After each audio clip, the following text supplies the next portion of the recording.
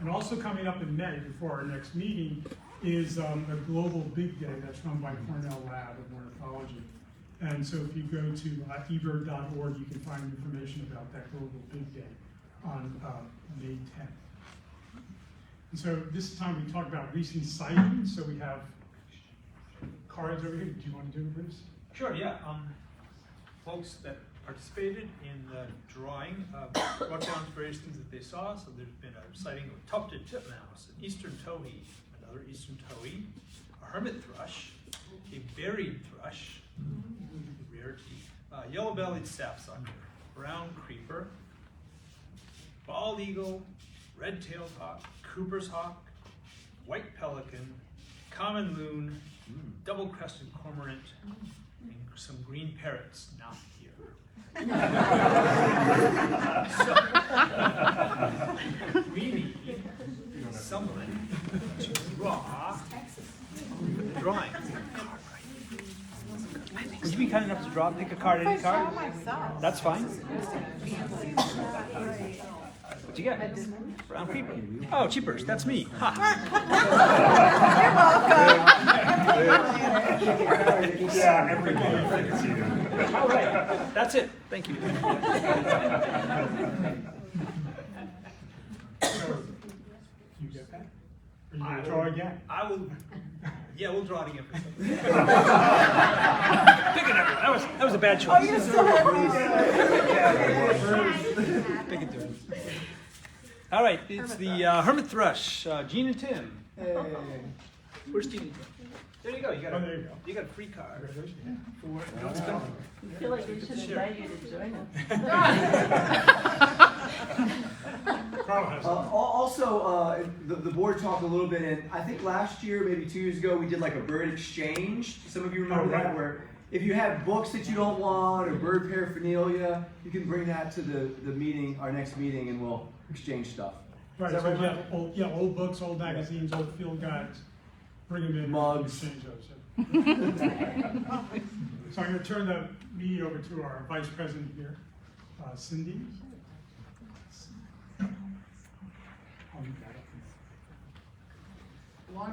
Good evening. Along with bird sightings, I have something from one of our members. Susan Herrick brought me a printout of a friend of hers in Wisconsin who won the big green birding year competition, green big year challenge, and he wanted to lower his carbon footprint and lower his waistline. So he rode his bike over 1,500 miles last year and saw how many species? 221 species riding his bike around. And he's got a vintage bicycle there. That's a street bike. And so I just wanted to mention that since we've got the Sainith family I keep running into out there on their bicycles. On the first day of the year, they were out in the snow and blowing wind out at Harbor Island riding bicycles with their big tires and hauling like a little cart behind the bike. That you With 2 9-year-olds. With 2 9-year-olds. With 2 9-year-olds and a thermos of hot soup. And I keep running into them. They were out the other day at the North Pier, and I keep seeing their checklists in places that they could easily get to from their house. So we have our own local green big year group, and we're wishing them well as they we hope to hear a report at the end of the year about how many miles and how many birds they saw. So, but now it's time for our speaker. Let's get to that. And thank you, Susan, for sharing that. I'm not going to say his name correctly because I have no Spanish accent. I just spent 3.5 weeks in Costa Rica and I still don't have one. Noel Medina from our own Ottawa County Parks. He is the program director, supervisor. I'm making it director. Program supervisor, educating the youth in our area for one and others. And I've been on a couple of hikes with him, and he is a nice expert. And he's come to us from southern climates, and he is from Miami and other places, and he's going to share with us some birds near and dear to our hearts.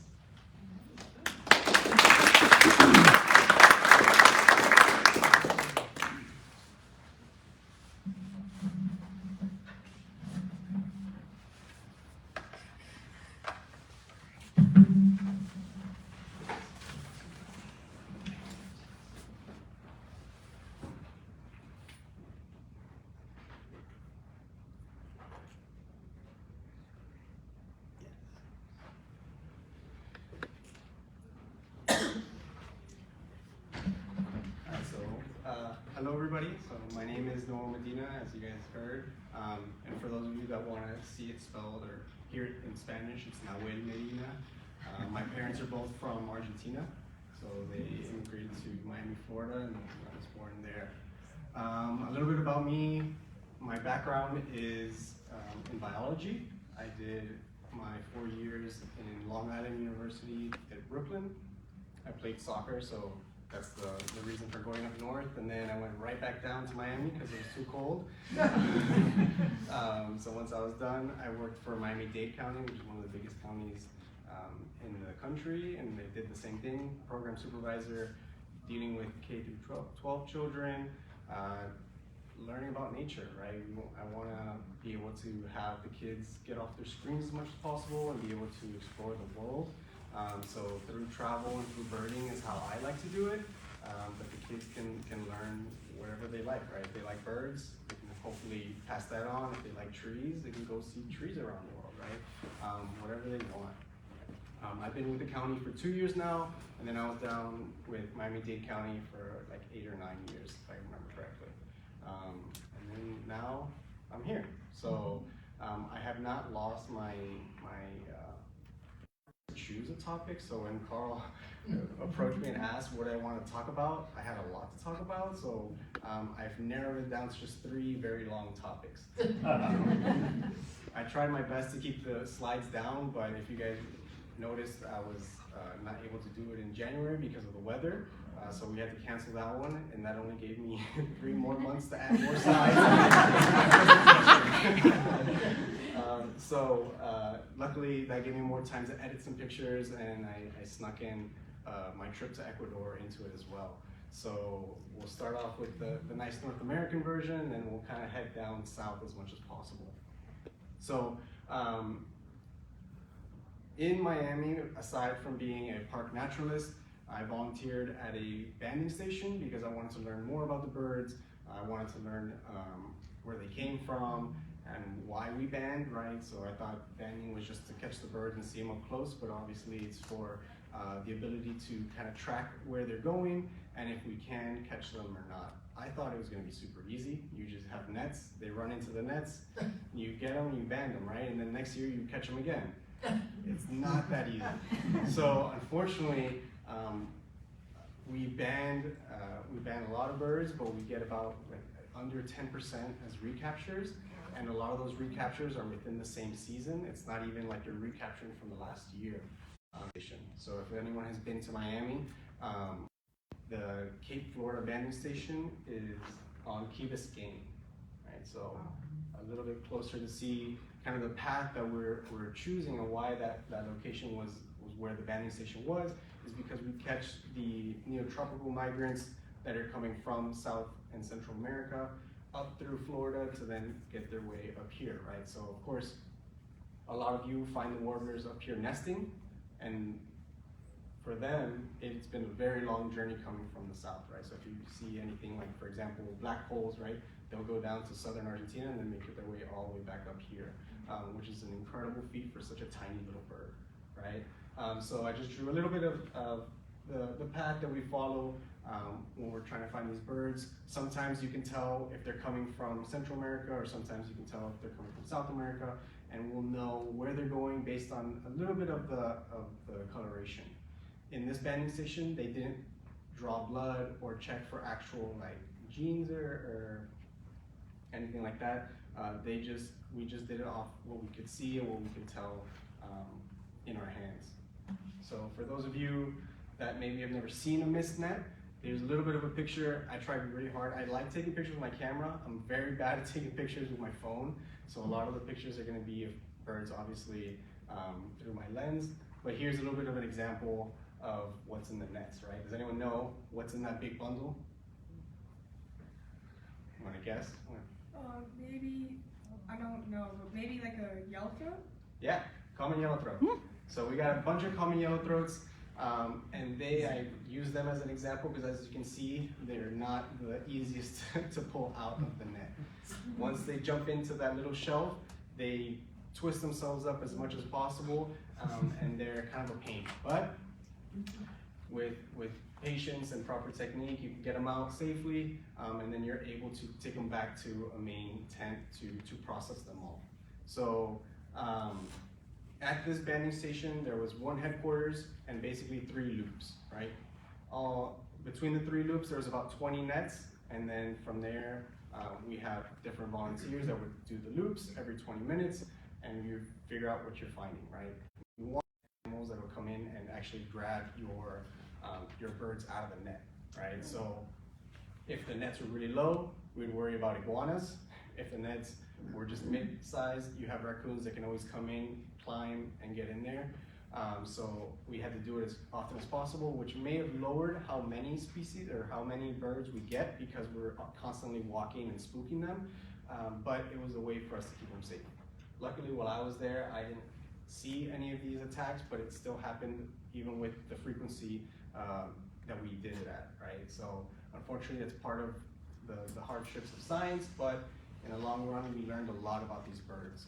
So Michelle Davis was the one that started this banding station. She was there for over 20 years, and then recently just now moved up to New York City. So she's left it in capable hands. I haven't been back to see how the banding station is, but I know it's still up and running. So luckily, every fall and every spring for the season, they're able to keep banding. So I know she loved her warblers, and that was the main focus. But we got a lot of things inside those nets. When we're collecting the birds, here's the two little pictures. We got them out of the net and we put them into these cloth bags. That's a good run. That's not every single time. I wish it was like that. A lot of times you get skunked and you're just doing laps all day, getting eaten by mosquitoes. All day, yeah. So typically what we did, we got there before sunrise.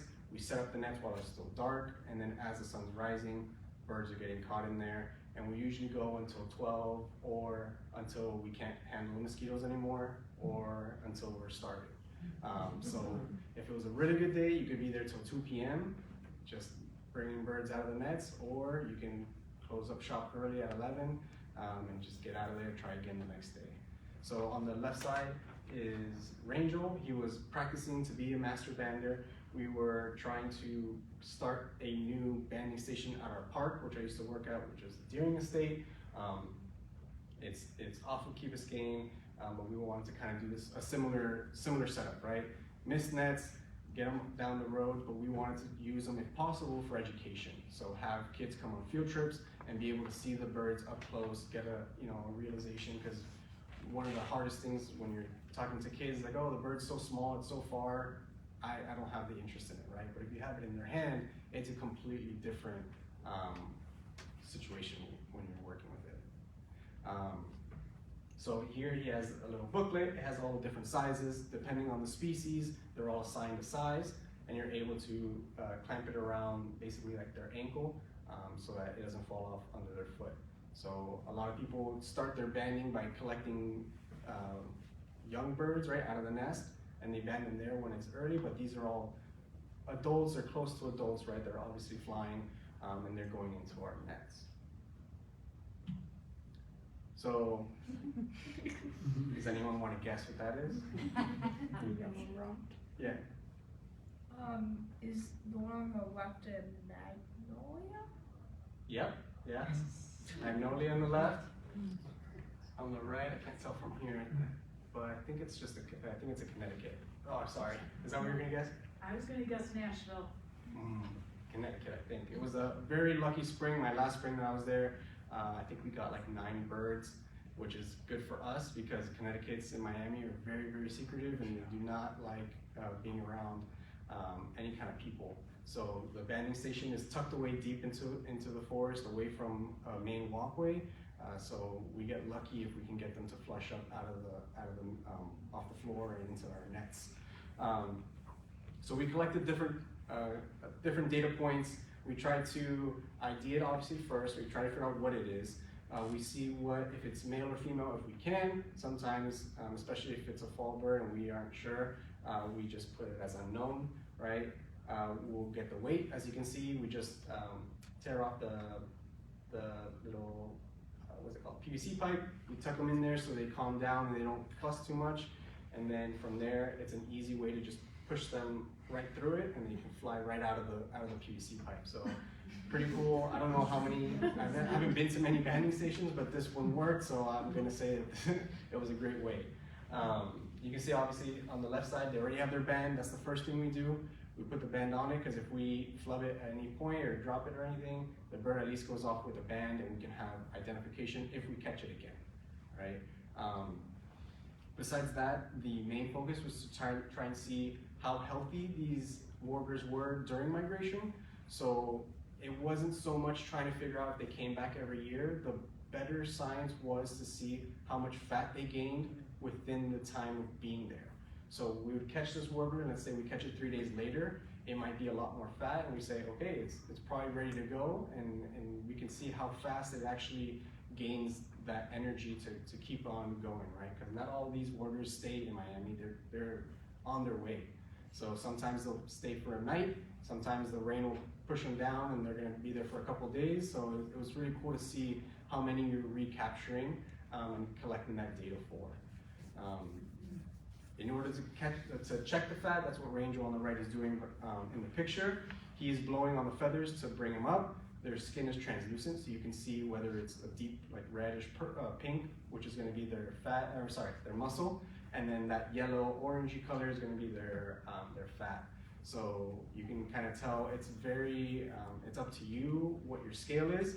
So the reason it's also hard to become a master bander is because you need this experience. So you need the checkoffs from a current master bander to be able to tell you, how to do this process, what's the range, and it's kind of like you get an eye for it. So for us, the fat check was between a 1 and a 5. If it was a 0, it's probably, just got there, it might have came and it's basically about to die, so we try to let it free as fast as possible so you can go start catching food. So 1 to 5. The 5s were just big balls of fat. You can tell they were pudgy. So even when you're holding it, you're dealing with grams, but you can tell when you got a heavier warbler, especially with the bigger species. Besides that, the only other thing is wing length. We'll measure it with a small little ruler. Not too important for some warblers, but for some thrushes, like for example, you need that measure to ideal, because they're just too similar, and in the hand is the only way to figure it out. If you guys have questions at any point, please let me know, because I'll love them. Yeah? Yeah, how is the information recorded on the band? How is the information recorded on the band? So each band has a serial number, and with a magnifying glass, you can read it out, you write it down, and then all that information gets sent over to the U.S. Fish and Wildlife. So it's a national serial number. All the bands come pre-printed basically. You get it from them, you give it back. You give back whatever is left over if you break something, right? Some notable things that we have found were birds that were banded elsewhere, so they're not on the database, and you have to kind of find, depending on the serial number, where it came from. So some were banded in like Puerto Rico, for example. Those are always a treat to find, because it's not an American bird, it's not one of our birds. So if you get like a Cuban bird, for example, it's really cool to see where it came from and potentially how old it is, right? So a lot of the warblers have very short lifespans. So I think the oldest one we found that we could remember was an ovenbird that I think was like 7 years old. Mm-hmm. So it really caught us by surprise. Usually they are going to be like 2 or 3 years old for the recaptures that we find. So it's always a treat to see an older bird, especially for the little guys. And then, yeah, go ahead. Oh, never mind. What? How far are one of these migrants traveling at night? It depends on a couple of things. Depends on the bird, right? Depends on where they're going. A lot of it depends on weather. So if they have like the wind blowing from behind, they're going to try to go as far as they can, right? They're going to use that wind behind them to go quick. If there's a lot more wind stopping them, they'll probably take more pit stops on the way up, because it depends how hungry they are too, right? I think some of these birds can get from like Michigan down to South America in 3 days. So they go far and fast, and they're tiny little things, right? So you can see here we have a couple of things. Let's see if you guys recognize them. This one's a little bit weird for maybe Michigan. Anybody? Yeah, go for it, yeah. White-eyed vireo, I think. White-eyed vireo, right? And we get the namesake from that beautiful eye, right? So, same bird, but in the sun, it's completely different. And then, cousin, right? Red-eyed vireo, same thing. In the sun, very different. Yeah. So really cool. You don't get to see them up close this often unless you have a really good camera or some really good binoculars even, right? A lot of birds, unless they're singing, they're not really sticking around, especially warblers. They're bouncing up and down. It's really hard to take pictures of them, so we took full advantage when we had them in the hand to try and get these ID shots, especially if we had to take pictures for comparison's sake, like our next species. Anyone want to guess what these are? Yeah, try.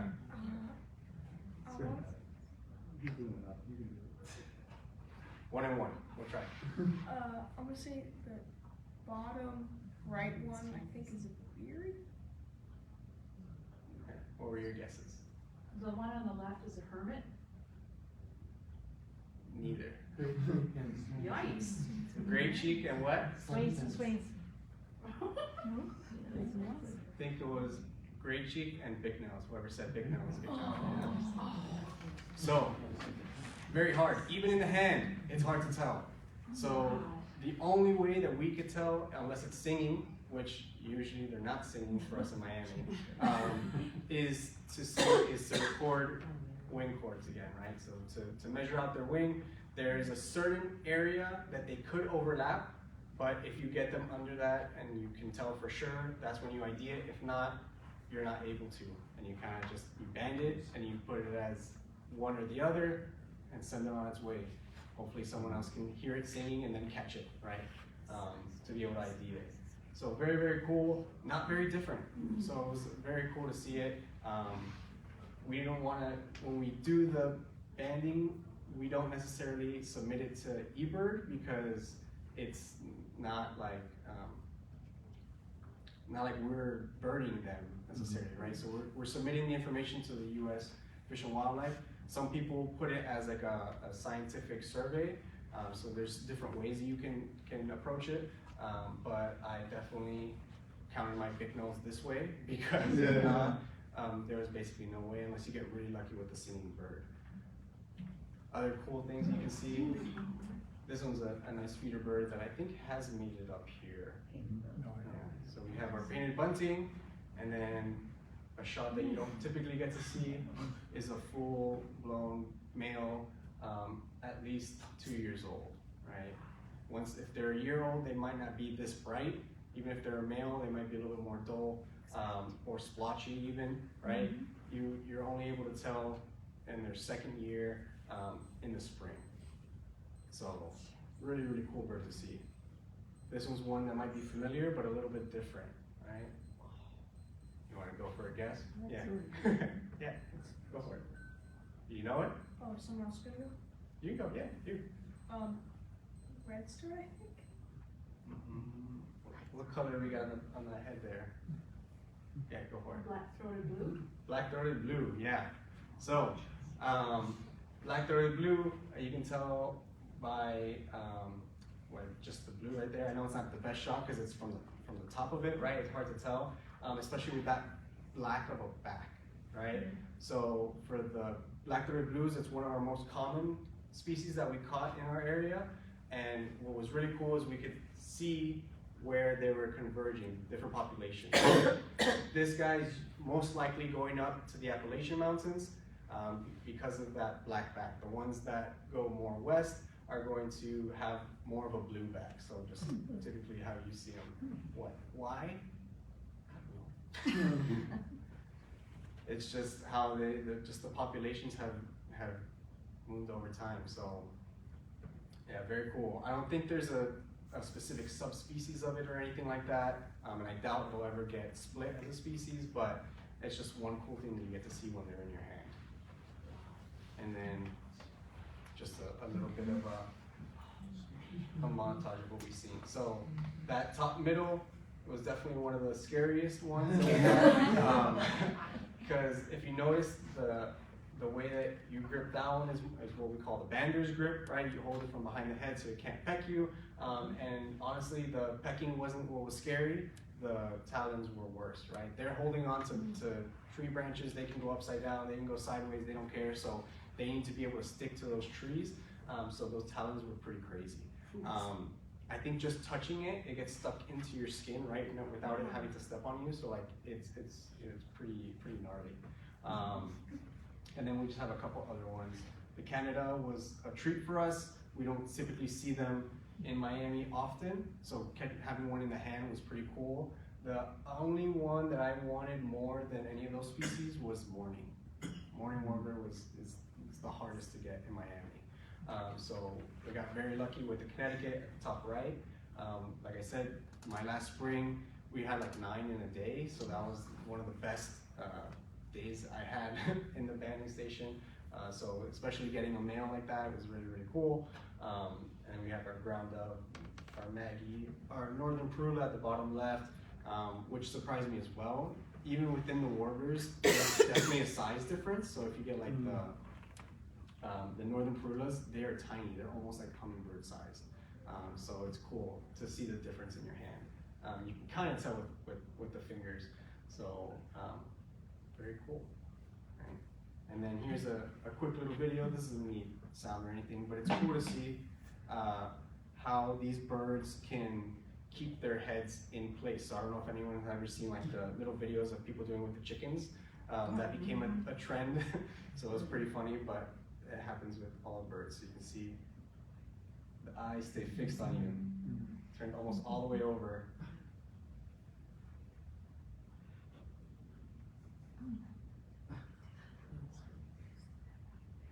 And I remember I used this one specifically because you can see on its back, it doesn't have that much black, right? So you can see the difference between the two of the black-throated blues. And then another cool one that we caught.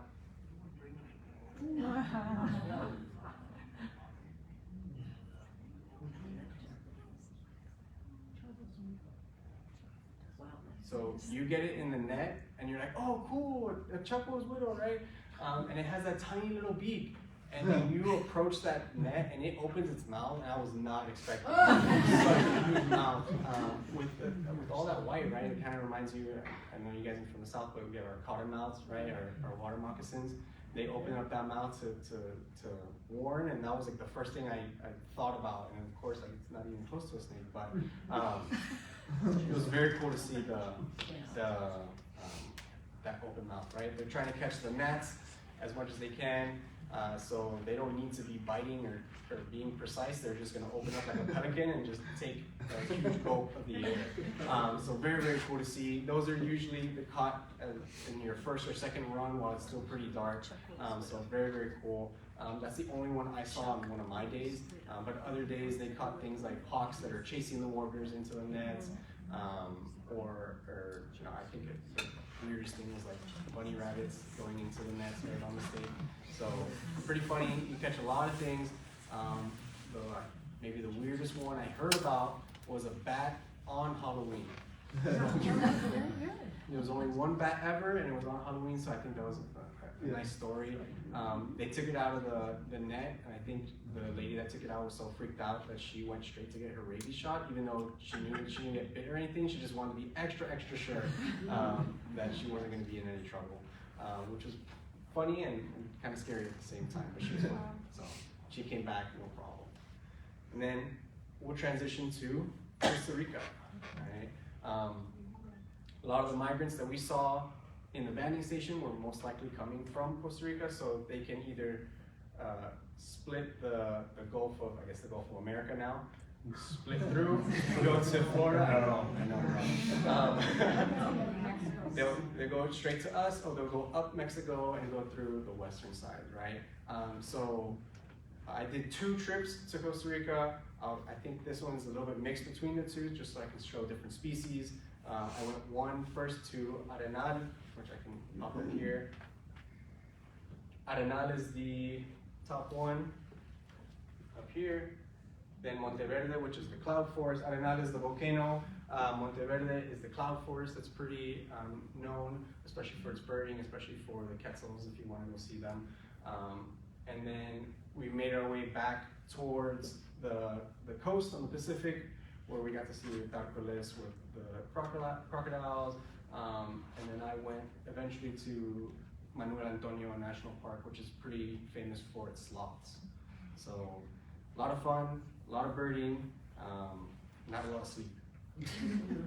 So I think here I had written down my first trip, I got 202 species, which included 67 lifers. A lot of them are, of course, the migrants that go back and forth from Miami. So even though it's a big number of species in total, not a lot of lifers, but I'm happy with that. And the second time, 114 species, but with 80 lifers. So tried to target different areas so I can get new lifers. And one trip was in right after summer, like in September, and the other trip was in March. So different times of year, you're gonna get different birds, and still very, very cool. So we started off in Monteverde. So Monteverde is Bosque Nuboso, means cloud forest, right? So we were trying to go for things like quetzal, motmots, tanagers, warblers. I got into birding because I like taking pictures and I like science, so it kind of came up together perfectly. So if I'm taking pictures, I want to be taking pictures of the coolest, brightest birds, right? So those are definitely my targets. Other people are okay with the brown birds. I'm okay with the brown birds as lifers, but I'm really going after these yellow guys or the blue guys, the green guys, right? So very, very cool. And to keep on theme, we have our cannon warbler. So, right, we have the migrant going back and forth. So very, very cool to see in a different area, right? But then we're going for things like this guy, right? Which is our slate-throated redstart. So a lot of the birds will look familiar, right? Because they're still called redstarts. They're still in the same kind of family. But this is a cool species that you get to see down in Costa Rica. And I would say fairly common, right? So pretty easy to see them. Not as common as maybe our redstarts here, or especially down in Miami, but very cool to see. We have our lessons motmot. Again, very cool. I love those tail feathers with the little dots at the bottom, right? There's a lot of different species of motmot. They look very similar, but if you take the time to open up your books and check out eBird and see the differences, it's very cool to see them in their natural environments, right? And then the crown of the trip would be our quetzal, right? So I definitely have to go back. I want a way better picture than this, but I'll take it for now. We were on the path specifically looking for quetzal, and we took what was called the Quetzal Trail. So we're like, okay, right, it's gotta be on this path.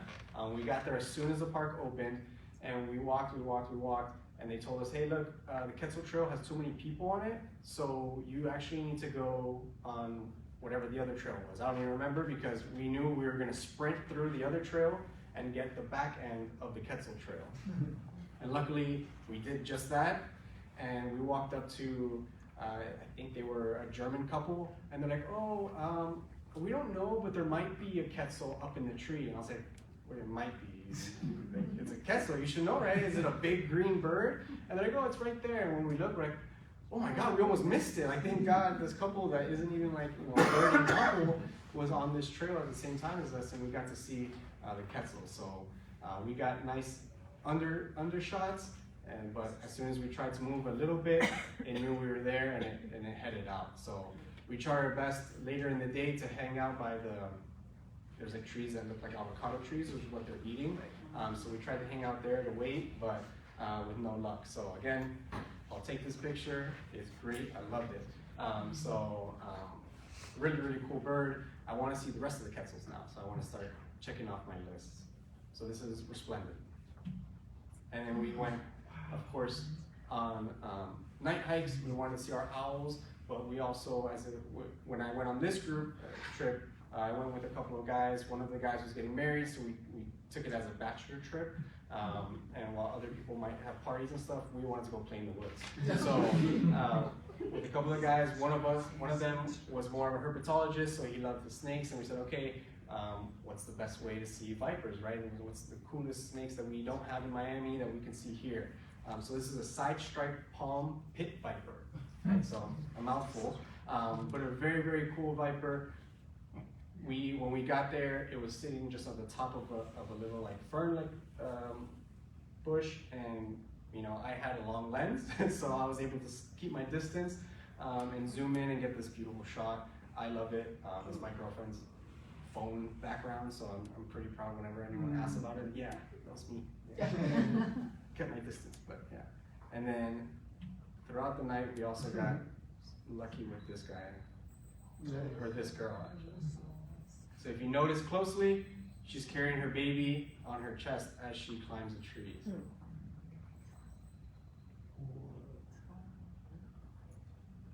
can see the little face sticking out.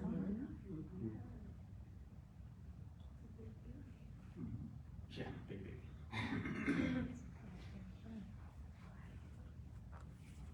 And excuse, this is handheld. We're not expecting to see anything up in the trees. But in Costa Rica, there's 2 different species that we were studying. So there's 2 toad sloth and 3 toad sloths. So besides the obvious toad number, the 2 toad sloths are more nocturnal, and they have a longer face. So this one is a 2 toad sloth. It's active. It's kind of away from its predators, so it uses the night to conceal itself. The 3 toed sloth, which is I think the more famous one, it has the cute, scrunched face, it has the lines on its eyes. Those are out during the day. So very, very cool to see this one out. It's definitely the harder one, especially if you're going for a sloth tour. They'll take you exactly where the 3 toed sloths are going to be sleeping and hanging out. But 2 toed is a lot harder because if you're going on a tour during the day, they're out sleeping, and hidden. So this was a nice treat while we were out looking for the viper.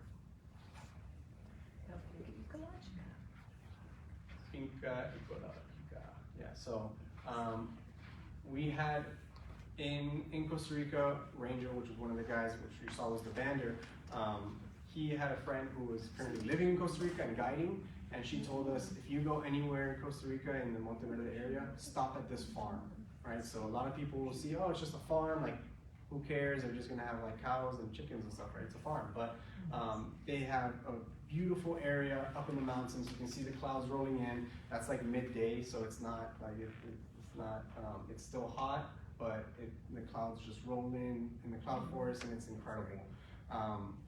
We had our targets, right? 3 wild bellbird, nesting northern emerald toucanets, which is one of our chase birds, and then ornate hawk eagle, which we didn't think about very much, but when she told us that there's a nesting pair there, we said, yep, like we're on it. So we went out to go and look for them. Some things in between while we were walking around besides the pasture, there's little pieces of forest. We got common toady flycatcher, which is really, really cool little bird. King vulture, which was way up there, but I got to be able to crop it as much as I could, which is a little bit different than what we were used to, which is just black vulture and turkey vultures, right? A lot more colorful. I wish we could have seen them on the ground and get a closer picture of like its face, because its face is really colorful. But we'll take the life for it. What's the wingspan on that? That is a good question. I do not know. They're just, I want to say slightly bigger than like our turkey vultures. It wasn't too big. If you're comparing it to like a condor, right? Condor is definitely like 3 times the size of it. And then we got our toucanets, yeah. So this one had the local variety of the blue face, right? So they have that extra blue on their face. Super, super cool. At this point, it started to rain pretty bad. So luckily, we were able to just kind of cover up a little bit with just our umbrella. And it was just peeking out, checking us out without a care in the world, right? So even though there's a lot of people, everyone in Costa Rica loves their ecotourism, so they're very respectful of everything. So even though they bring tours through the country as much as they can, they're always wary of the wildlife, and they want to be respectful, which you don't really get in a lot of places. No one they want to see the birds, they're going to take you right to the birds, right? And if they have to call them out, they will. If they have to drag them out, they might. So in Costa Rica, they were very respectful, which I thought was amazing, right? So this is Northern Emerald Toucanet. Then they told us, if you look off the cliff, you can see the eagles. And we're like, are you sure you want us to stand right here with all our camera gear and all our book bags and everything on it? And they said, yes, stand here and wait and you'll get rewarded. And we definitely did get rewarded. Yeah. So we got ornate hawk eagle. Definitely one of the coolest birds of the trip as well. I might be saying that very often. Yeah, no, it was very hard to choose what was going to come into the slideshow. But this guy was incredible, or girl, I don't know which one it is. But they had a nest, and the nest was across the ravine. So if you look in the picture right here, it's on the other side. So it's not like we can get up and close to the nest, so we had to hope that it just wandered over on this side of the little ravine. And then of course the other target, we got our bellbird. Okay, so 3-wattle bellbird. One of the reasons we did go to this this lodge, or not the lodge, the farm, was for this bird. So incredible bird. I don't know why it has 3 wattles, but it's just an incredible looking thing. This is what while it's in its call. I don't know if you guys have ever heard bellbird. I can try to play it. I don't know if it's gonna interfere a lot with the mic, but we can try and see how it sounds. And if not, check out on eBird. They have the calls there. It's crazy stuff. So let's see.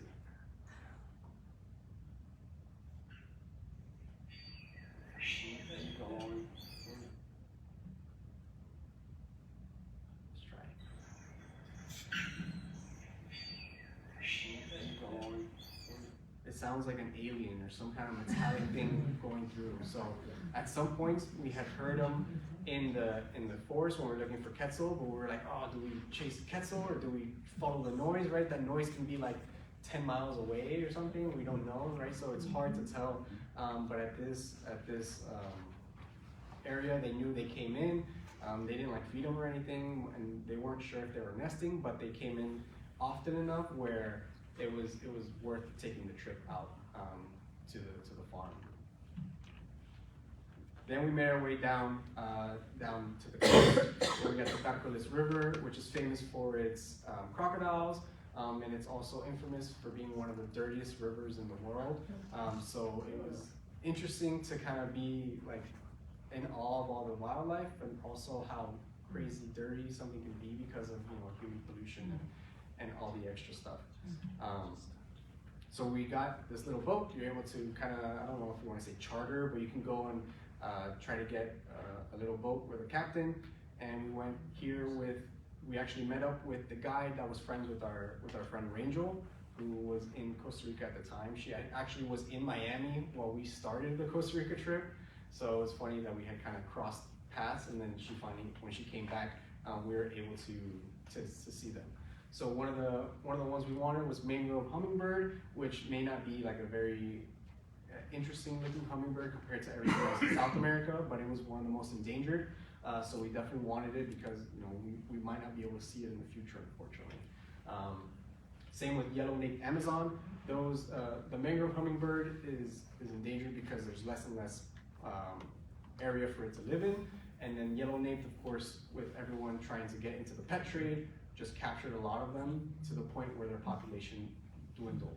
And then if you see Rangel's in the back, who was the bander. On the right side is Eddie. He was the one who was getting married, so we can thank him for the trip. And on the bottom is Jared. So Jared is the herpetologist. Eddie was the married guy. Rangel was master bander, so we can try to associate their faces for the next selfies. Eddie really likes his water birds, his waders, so we wanted to get tiger heron, and then he really wanted, if he had one pick, his one pick was boat-billed heron. So to keep on theme, we have our Python's area warbler, right? So proof that they come back and forth. And then we have a different type of mott-mott, which is a turquoise-browed mott-mott, right? So very similar shape, very similar coloring, just a little bit more turquoise up in the eyebrow. Very, very cool. This guy with the gigantic beak. This is a green kingfisher, so this would be the female. The male has a little bit of red on it actually. And we got to see them side by side, which was really, really cool. But seeing that beak was just incredible. It's a sight to see. They didn't fish as much while we were there, but we got to see them just hanging out, watching us as we went down the river. Then we got our bare-throated tiger heron. Very, very cool bird. Basically our great blue heron, but with a lot more color and a lot more stripes on it, right? So very cool, same height, same everything, same behavior. So it was nice to see that these birds can kind of live the same style, just in different areas, and change so much in their coloration, their plumage. So we had it, I don't know. I thought this was cool just seeing it open because that tongue is crazy. Unfortunately, the branch got right in the way, as it is with a lot of photography, but really cool to see that bird. And then of course, he got his one wish before he was settled down and locked away with the wife. Oak-billed heron, super cool. If you notice, the eye is gigantic compared to the head.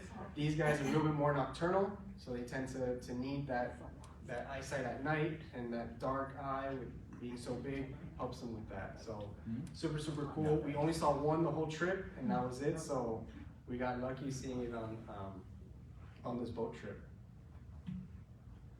And we went over to Carrara National Park. So we wanted to see scarlet macaws. Being in Miami, there's macaws everywhere because with different parrot jungles or zoos or whatever, after Hurricane Andrew in '92 hit, it kind of destroyed a lot of aviaries, and a lot of parrots got free, including macaws. Not so much scarlet macaws, more so the blue and gold ones, or I think they might be blue and yellow now. So we wanted to see wild ones in their natural environment, not like on a street land, right? So it was really, really cool to see them. We were chasing toucans, of course. Rangel, the master bander, loves his toucans, so that was his targets all trip. So keeping on theme, chestnut-sided warbler. And then Ranger got his wish here with fiery-billed arsari. So I've heard arsari, arikari, a lot of different ones. You can pick whichever one you like best. So super, super cool. I like the toucanets. The toucans are huge and cool, but the toucanets still have that huge bill with a smaller body. So it's very interesting to see the differences. Once we were seeing once we were done in like the little main loop, since we were with Alexa, the guide, she actually recognized another guide who was taking another group out, and he told us very luckily that he was actually going to a lek after that loop in the national park. So he said, "You guys want to come?" I'm like, sure, why not, right? So on the way to the lek, thank God we were with the guides, because it's just a bunch of different roads or like paths into the forest. Like there's no posts, there's no map, there's no nothing. It was off the side of the road. We went in and we kind of just followed and hoped that we can get out of there in one piece, right? So this is a northern ghost bat, so pretty aptly named. Really, really cool bat to see, especially out during the day, right? In Costa Rica, you can see a lot of bats, and they tend to be under the palms or hidden up in the trees, like tent bats and stuff like that. But this one was a very rare one, so we were lucky to go on it, or to see it on the way to the lek. And then lek of what, you might ask? Orange-collared mannequins. So very, very cool. There's a bunch of different species of mannequins. They all have their leks and do their little dances differently. So this one I have a very bad video of it because I thought, you know, they're doing their dance, they're gonna hang out here for a while. So let me just practice a little bit. And by the time I got comfortable, the dance was gone. They were done. Let's see. So you can see the little orange dots hopping back and forth. And if you can hear,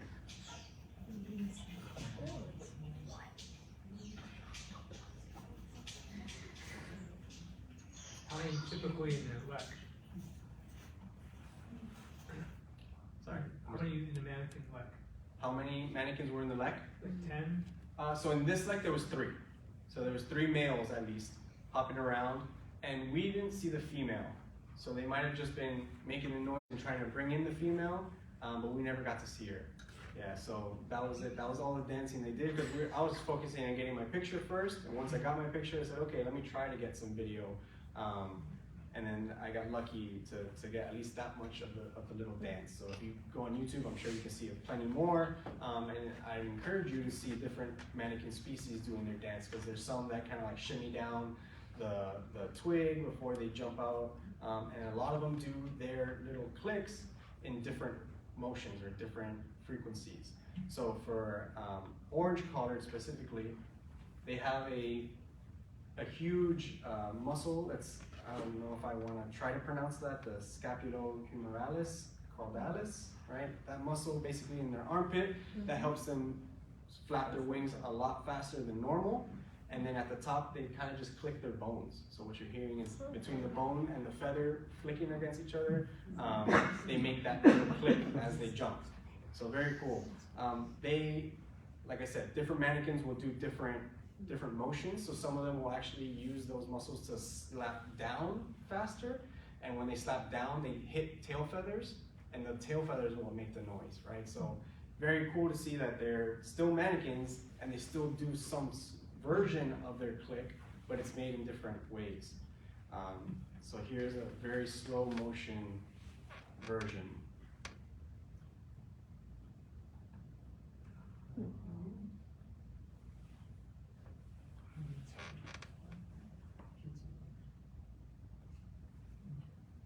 So obviously not my video, that is golden collared mannequin, right? So the orange collared mannequin that we saw was doing just one click and jumping.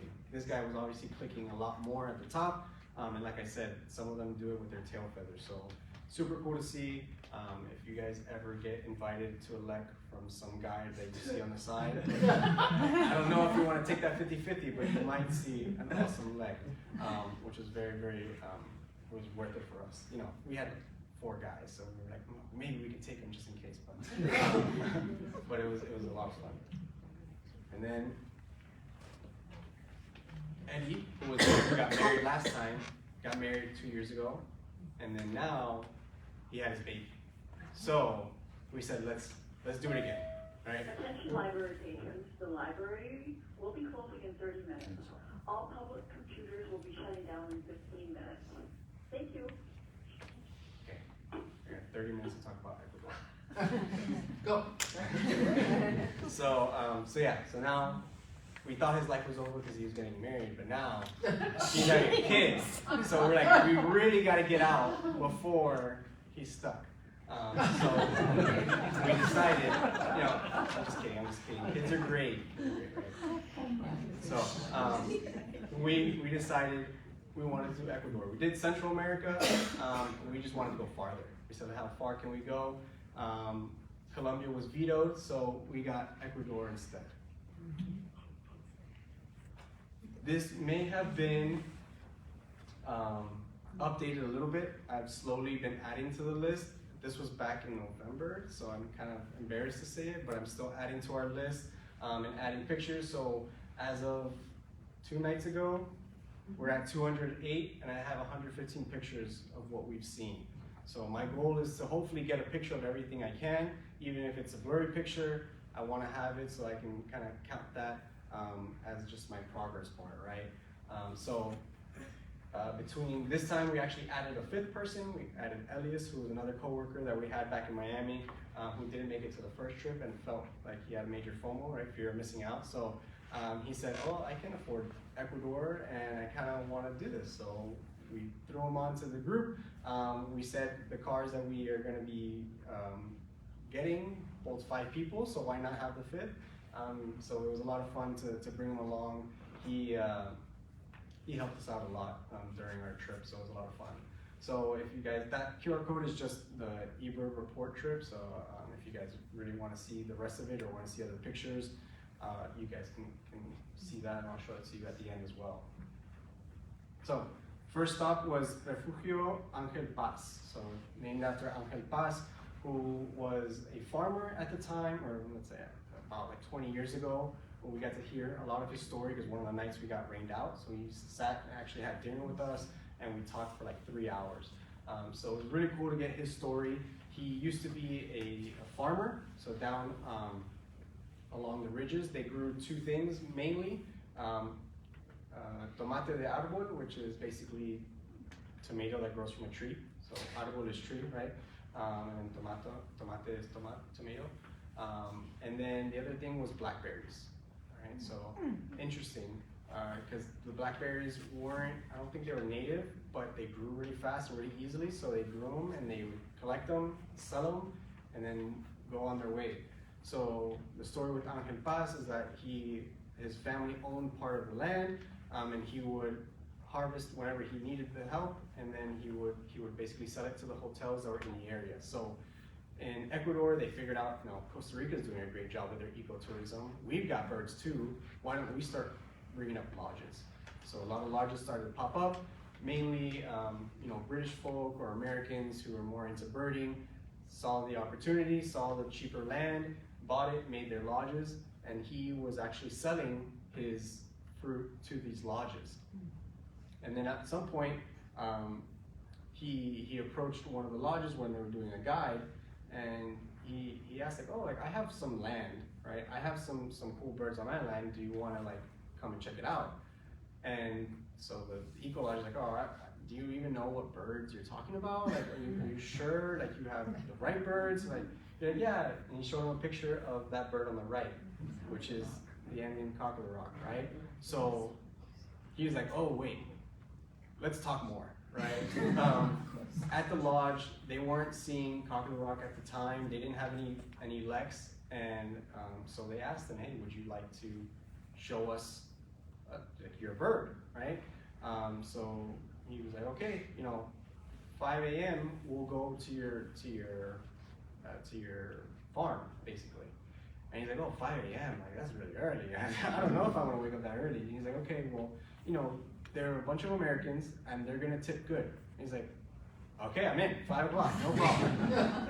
So they made it over to the farm, 5 o'clock on the dot, and he showed them where what he understood was the lek, right? And sure enough, there was a lek, cock of the rock, and everyone got their pictures, everyone was super happy, and that was kind of the spark for him to decide, okay, no, I think this is an actual viable thing, right? If I know where the birds are, even though I'm a farmer, I can learn and I can share this experience with people. So at the end, he was super, super emotional. He really liked it. He said, you guys can come back whenever you want. And the owner said, hey, look, you did a great job. Here's a tip, right? Each person gave him $20. And for Ecuador, 20 years ago, $20 for 5 people was a lot of money. And he said, okay, we actually have a business here. It's not just the emotional part of it.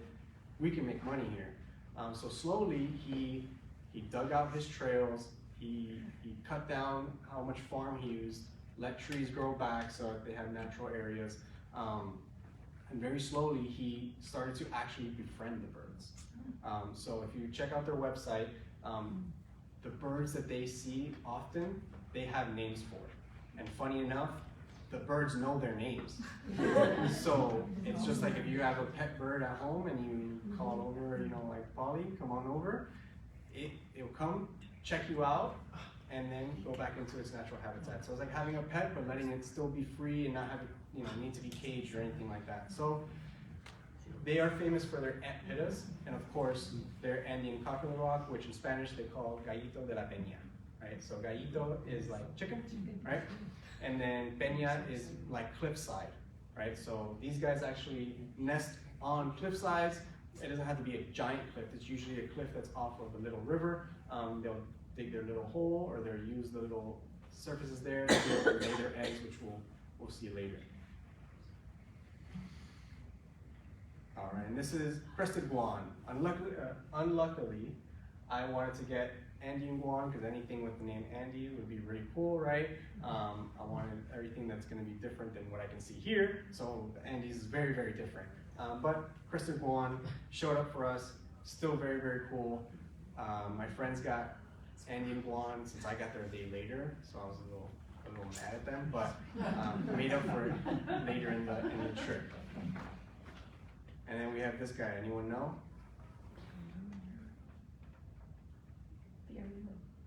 Warbling vireo? No. It's not a North American species. It looks like it though. So it looks like a warbling. It could be even maybe a red eye. This is the chibi vireo. So looks very, very similar, but it's its own species down in South America. So these guys don't necessarily migrate up. Then my favorites, right, are going to be all the colorful birds. Right? I said in the beginning, I have no shame. I love the colorful ones, and especially the tanagers. So whenever we do trips, my targets are always the tanagers. I like the medium-sized bird with a lot of color. This is a barrel-spangled tanager, and being a scientist myself with biology, I always wanted to know why birds are named like their name. And apparently, beryl is a type of mineral, and it's that color, right? So that nice aqua turquoisey color. So the spots all over is what it's named after. So pretty cool. Definitely not named by a person who speaks Spanish, but very cool to see it nonetheless. Going up and down the cliffs were pretty crazy. This is just one of the pictures. Like I said, forgot a lot to take pictures with my phone, so I only have a couple of these. But this is the trails that they literally dig out of the mountain. So the person in front, Esteban, was our guide for the time. He was one of the ones that actually worked on the farm before it was a true lodge. He, with a couple other guys, get shovels and dig into the mountainside so that they can get this little footpath. So a lot of the time they would do it for their cattle so that they can move the cattle back and forth through the mountains. But obviously for us, they make it like 2 people wide, just enough. And then you take your trail down, zigzag down the mountains. So if you can kind of see, I tried to make it big enough. On the left side is just a big picture. On the right side, you can see our faces are nice and tired from going uphill for a lot of time, right? So this is just a random time. I can't even remember what we were looking for here, but obviously this is the way back. So we're tired. Then we got what we were asking for, right? So the first morning we went up, we were warned as soon as the guys show up to the lodge, we gotta go because we have like a 15-minute window for the Cock of the Rocks to be able to show up, right? They're gonna be doing their dance. You can see them throughout the day occasionally, but if you wanna see them doing their dance, you gotta show up early. So all these pictures are super, super dark. This was like 20,000 ISO or ISO, however you guys say it. So 20,000, I tried to bump it as much as I could, and then of course with Lightroom, I just raised the exposure as much as I could. Amazing bird. They were really, really cool. We got to see male and female, so that was pretty special. We got to see both sides. So another male, and then we had the female actually on a night hike, looking for, again, snakes and lizards and owls and stuff like that. So very, very different, right? She doesn't have to be flashy. She's not the one dancing. They're dancing for her, right? So very cool to see down by the river. So we were up in the mountain for the most part, but we walked our way all the way down to where the river is, which is the lowest elevation at the point. And while we're there looking for our knolls, we got to see this flush up from her nest, unfortunately. So here's what the nest looks like. It's just dug into the rock side. And she didn't have any eggs because it wasn't quite breeding season yet, but she was still sitting on it. So it seems like they use them quite often, and at least to sleep in that area. So it's obviously safe enough for her to sleep, so she has her nest there in preparation for the breeding season. So Angel Paz is famous for their ant pittas, and one of the ant pittas that we wanted to get was the endemic to Ecuador. So this is the yellow-breasted ant pitta, and this one's name is Willie. Yeah. So I'm telling you guys, believe it or not, they walk up to the mountain, they say Willie, Willie, Willie, Willie, and Willie comes out. No problem. Yeah. So they give them a little treat of like a mealworm, and they're able to have a good connection with them. So the different ant pittas were dependent on the time of day to be able to see the different species. So we'll go down the list. This was the first one we targeted because it comes out the earliest, and because it's one of the hardest to see. There's the second hardest, I guess, because the first hardest we unfortunately missed, which is the mustache one. So really cool. We got to see them. Here's a zoomed out picture of what we were looking at right there. So that's actually Rodrigo, which is Angel's brother. So once Angel got into it, Rodrigo was more of like a people person. So Angel did the birds, Rodrigo did the people. So he kind of learned from Angel. So he was able to call him up. And this is like a tiny little waterfall that we know that those two, it was a male and female. We know that they hang out there often, so we took our car there, and we got lucky. Then from there, we had to go to the next spot to see chestnut crown antpitta. Super cool. Again, same thing. This was Jose, right? Same deal. We waited like a good 45 minutes for Jose to pop up though. He was very shy. We could see him deep in there, but he didn't know if he wanted to come out or not. It was a hot morning, so that was part of it. They told us usually when it's hot, he doesn't come out. He stays in the underbrush, and he has no problem, finding his own food. So they're not dependent on the people that live there. It's not like they're gonna die if Angel moves away the next day. So it's a nice way for them to be able to have that connection with food, but not be dependent on it. So we got really lucky with Jose here. And we moved on, we got rufous-breasted ant thrush, which is so not an ant pitta, an ant thrush, but still pretty cool. What we were targeting was the mustached ant pitta. So unfortunately we missed it, but we still got good consolation prizes. We were still in the area of the other ant pittas, so it was worth trying for it. This is the zoomed out version of where we just were, right? So there's Rodrigo again, just calling out for actually the mustached ant pitta, but the other guy came in because he knew if they get fed, I can get fed too. So very, very cool to see the interactions. And then we got ochre-breasted ant pitta. And this one is Shakira. When they are doing their mating rituals, they shake their hips. So since she shakes her hips just like Shakira, she got the name. Very, very cool. Very, very shy bird as well. A lot of the ant pittas are shy, but this was probably the hardest one to try to get a picture of because it did not want to come out for food. What was really cool to see with the ant pittas is that they didn't use playback. They actually, if they're not calling them by name, they're doing sounds with their mouth to try and imitate as much as they can. So when you're with one of the seasoned veterans, they're all doing the sounds like perfectly, and you can see whenever they talk to the other people. Sorry. The library will be closing in 15 minutes. If you have anything to check out, please do so at this time. Thank you. All right. So yeah, they're teaching the younger generation to do the same, right? They're either whistling or doing little kissing noises. It was really, really cool. One trick that we kind of caught on to, which was funny, was that they didn't want to use all the worms to feed out because other birds would come in and eat the worms that we were trying to use for the ant pittas. So instead, they would just get little sticks, and they would break up the little sticks and throw that just for the sound and see if that attracted them. So it was nice to see. The worms that they got, they wake up every morning before the tours happen, and they collect the worms by hand. So they'll go to areas where it's nice and dirty, they'll shake the ground, the worms come up, they pick them up, and they get them live. They don't like fake mealworms. They're too smart. So they spoil them with real live, let's call it bait, right? The next one we had was giant ant pitta. This is Maria. So Maria was the best one. She was the best one to know her name. As soon as we walked by, he didn't have to make any kind of whistles or anything. He just called out Maria. Maria came right to the spot. She was definitely an older ant pitta that knew the game already. She knew if she came out for her name, she was gonna get fed.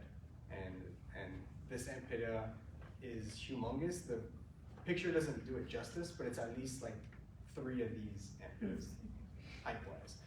So very, very cool to see it. Aptly named giant, and very, very cool.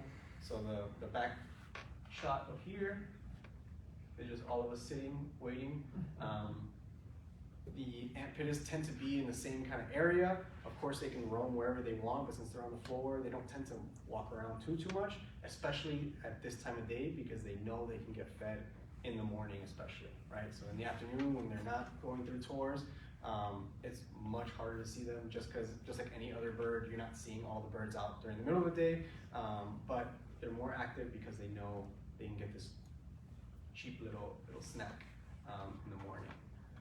So in the back, he actually had this, if you can notice the little branch across the middle, right? He has it on the floor. When the tourists come by, he picks it up, jams it into the cliffside, and then he has that perched for you perfectly. So super cool. I know there's a lot of like ethics that people will worry about, you know, if you're conditioning the birds too much, but I think there's a value in the fact that they feed them a little bit, but don't have them in cages or have them up in the lodge, right? You have to go down and go to their territory to go and see these birds. So it's a lot of fun and very, very interesting how they have adapted both the humans and the birds to the situation.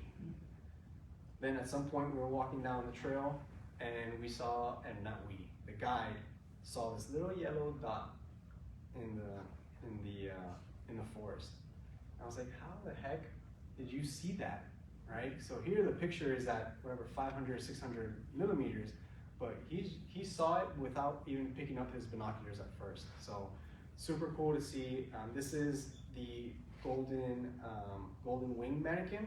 So just like the mannequin we saw in Costa Rica, it's a mannequin, but a little bit different. All black with that yellow face, right? We got very lucky that once he whistled, the bird came up, checked us out, and then flew right out. I got a quick picture here, and then I got this. So I wondered, of course, with golden wing mannequin, that thing has black wings, you didn't see anything. But once it flashed here, I got lucky that I got this blurry picture, but I'm really happy to see the namesake, right?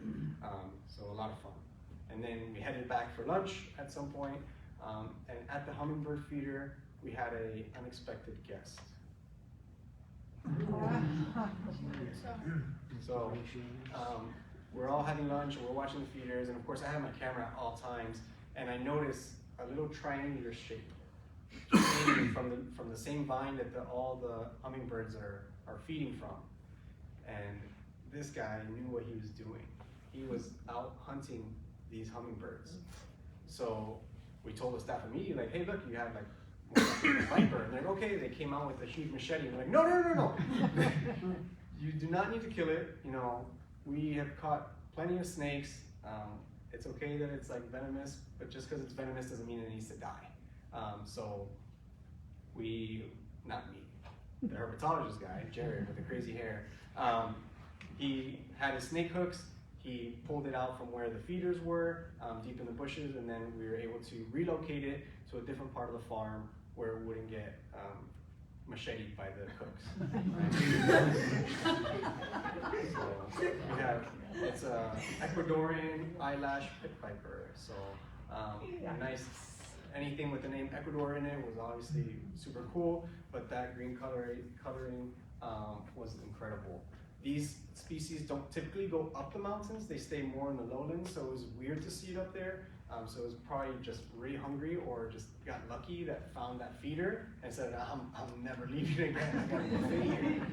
So it was really cool to see it, but we did have to relocate it, but not before we got a bunch of shots, of course.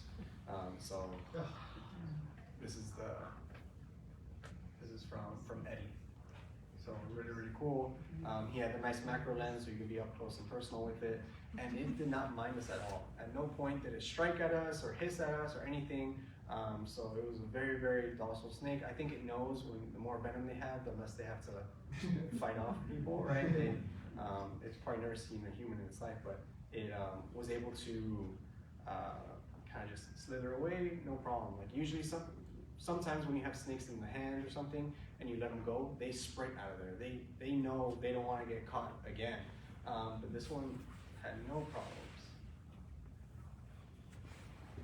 At this point, we had been at Ancon Pass for a while, and we unfortunately hadn't seen one of our targets, which was plate-billed mountain toucan, which is there in the picture with Eddie looking through. So plate-billed mountain toucan was definitely one of the ones that Rangel wanted. He's the toucan guy. We said, okay, we gotta go look for the toucan, right?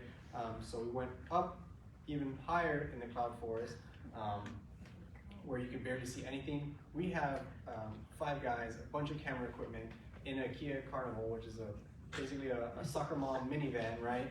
Trying to go up these roads that is just pure rock, and we can feel the rocks going down as we're going up, and it's just terrifying, but the cows don't mind.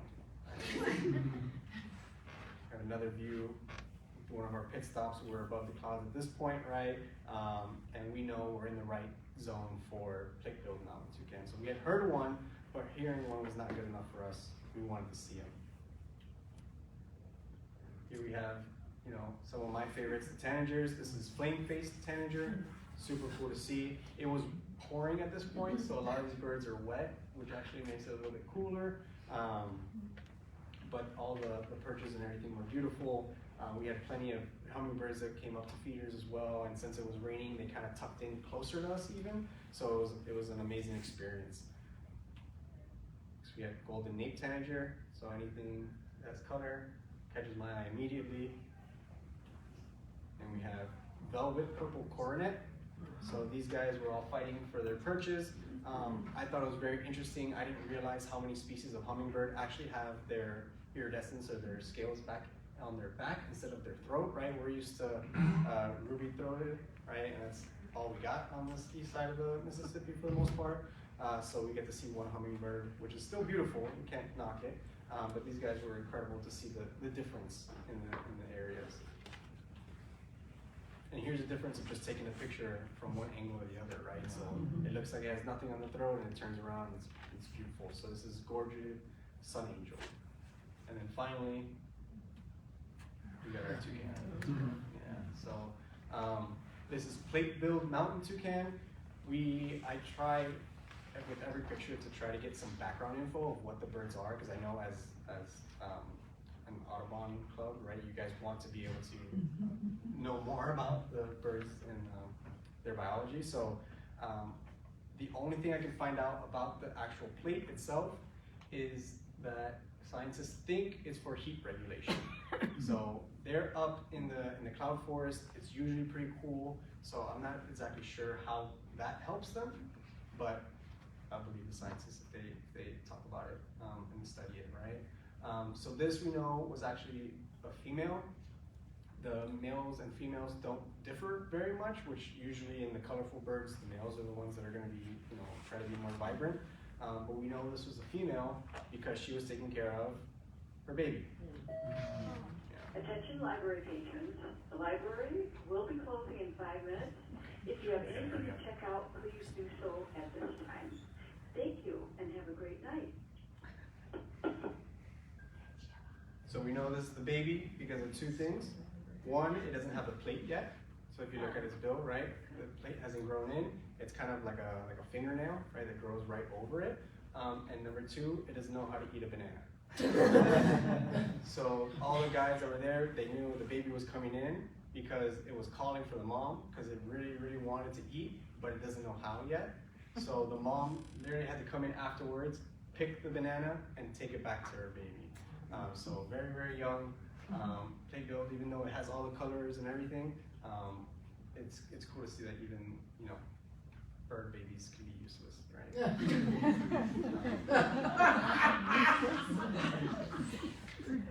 So we switched over to Hacienda San Vicente, which is better known as a yellow house. If you ever look up any hotspots in Indo, this is one of the ones that's birded the most. So obviously we wanted to check out what it's all about, right? So our targets were actually Stygian owl, which is kind of similar to like our long-eared owl here, more hummingbirds because we couldn't get enough of them, and then Pinocchio knoll, which we will see later has a very peculiar nose. So we stopped at Punto Ornitológico. And then you get to have this experience. I think it was like $3 or something. It was amazing. and they sell local beverages. So it was definitely a pit stop for us.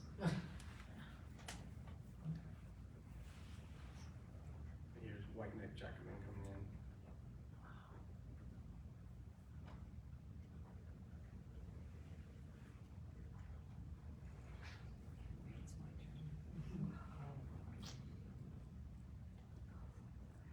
So some prefer to sit, some did not trust you enough to sit, and then one of my favorites coming in, crowned wood nymph.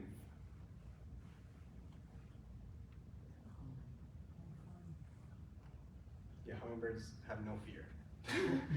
That's why the viper was there and knew it had a buffet happening there. So, a lot of fun. We were actually after sunbittern in this area, but unfortunately, we didn't get it. So I'll skip ahead so we don't run out of time. So we have white-whiskered hermit, blue-necked tanager, so of course I love my tanagers, and then our nice common putu. So these guys just are similar to nightjars. They kind of just hide there all day and then are out at night. Then we went off to the side of the road where there's a big, just random clump of bamboo, and that's what we heard. This guy likes to hang out. Yeah. So Stygian owl is an awesome bird. I think it's been seen maybe once or twice in Miami as a vagrant, right, species. But super cool to see in its natural habitat, right? Well, in bamboo, but where it's supposed to be. And we have things like glass frogs, and then we did our more night stuff, seeing kinkajou. It looks like a lemur, but it's more closely related. It's like raccoons and coatis. And then we had our Pinocchio note. So very cool. We spent like 4 hours at night, way past what the guide was expecting to have us out there for. And the thing was on the tree right at the entrance. After spending 4 hours in the woods, we got back to our car and it was right there. A male and a female, so it was crazy. So after a full day of birding, getting up at 5, going to sleep close to like 2 or 3, we ended up like this. Mind you, Jared's bed is in the picture still. He just refused. So we had a nice long sleep. Went to bed at 2, got up by 4:30, and then made our way to Quito. Yeah, so Quito was very cool. We were up in the mountain, of course. Again, the elevation fluctuates like crazy up there. We got to see the different version of mourning dove, which for them is eared dove, right? Pretty similar, except that little black spot on the ear, and then a little bit on the black spots on the wings are less defined. We got tufted tit tyrant. We couldn't leave Ecuador without the Ecuadorian thrush, which are everywhere. We had a nice golden grosbeak. So their version of their grosbeak, right? And then I dropped off the guys. They had an earlier flight because they were going to Miami. I had to come all the way back here, which was like a 24-hour endeavor, but was worth it because I got to get some alone time at Antisana National Park. So looking for the Andes, condor, giant hummingbird. Attention library patrons, the library is now Okay. open. Have a great night. Got to see this Andean ibis, which actually there's only about 100 individuals left in Ecuador, so it was a very cool species to see. I didn't know that until I researched it later. Their version of caracara, which is carunculated. Tawny antpitta. Got to see a lake. We'll go rapid fire. We did, this is called Laguna La Mica, which mica is this type of rock. So it's a nice mineral that's easy to come off. We were at about 13,500 feet of elevation, so it was, even though it was really hot, it was still like a chilly, quick airflow. Andean teal, their version of their teal. Andean duck, which of course, anything Andean in the name was cool to see, kind of like a ruddy duck. We had the alpacas, really cool. Even though I got to learn that they're a domesticated version of what's actually the vicuña, which is on the right side there. So the vicuña was very small, but had very thin wool. They kind of domesticated it to be a little bit bigger, better wool, and then the guanaco was domesticated to be more like the llama. So the llama is a little bit bigger, but not as good fur. Sparkling violet ear, shining sunbeam, great sapphire wing, pretty cool name for it. And we had giant hummingbird, which in this picture it doesn't do it justice because it just looks like a hummingbird, but then the shining sunbeam did not like it sharing the feeder with it. And the giant hummingbird was unfazed, no problem. And then we got a treat of what looks like little vultures, but we had 13 Andean condors over us. So there was a research team that was there at the same time, and they said they had never seen 13 together. So it was an awesome time. They're getting ready to nest at this point in November, and then you get to see the cliffside with mom on the left, baby on the right, and of course the cliffsides are easy to find because they paint them white. Right, so we have our condor. Okay, so that's the male because you can see the little comb at the top. Pretty cool. And then last slide. So thank you guys all for coming. So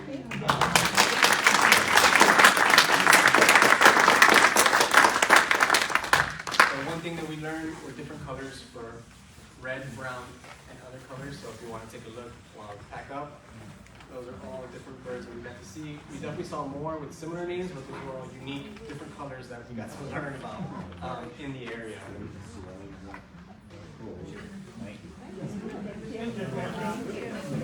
Sorry for going over. So we hope to see you again on May 20th, right? We have our final meeting for the season.